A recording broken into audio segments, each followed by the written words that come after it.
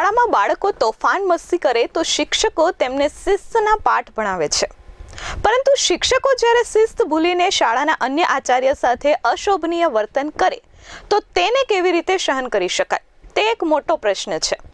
એક શાળામાંથી બીજી શાળામાં ટ્રાન્સફર કરાતા શાળાના આચાર્યને શિક્ષિકાએ ગંદી ગાળો બોલવાનું શરૂ કરી દેતા મામલો બિચકાયો છે।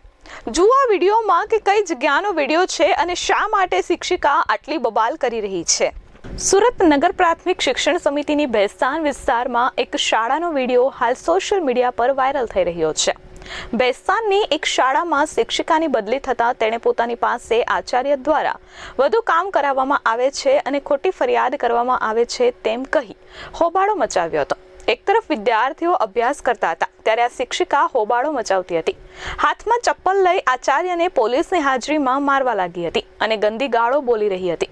આ ઉપરાંત અન્ય શિક્ષિકાઓને પણ તેણે ગાળો આપી હતી। પોલીસની હાજરીમાં જ ગાળાગાળી અને મારામારીના દ્રશ્યો સર્જાયા હતા। શાળાના અન્ય શિક્ષકો સામે પણ એ જ પ્રકારનું વર્તન કર્યું હતું। આચાર્ય દ્વારા શિક્ષિકાને ટ્રાન્સફર ઓર્ડર આપવામાં આવ્યો હતો, ત્યારબાદ શિક્ષિકા વિફરી હતી। Bureau report S24 news, Surat.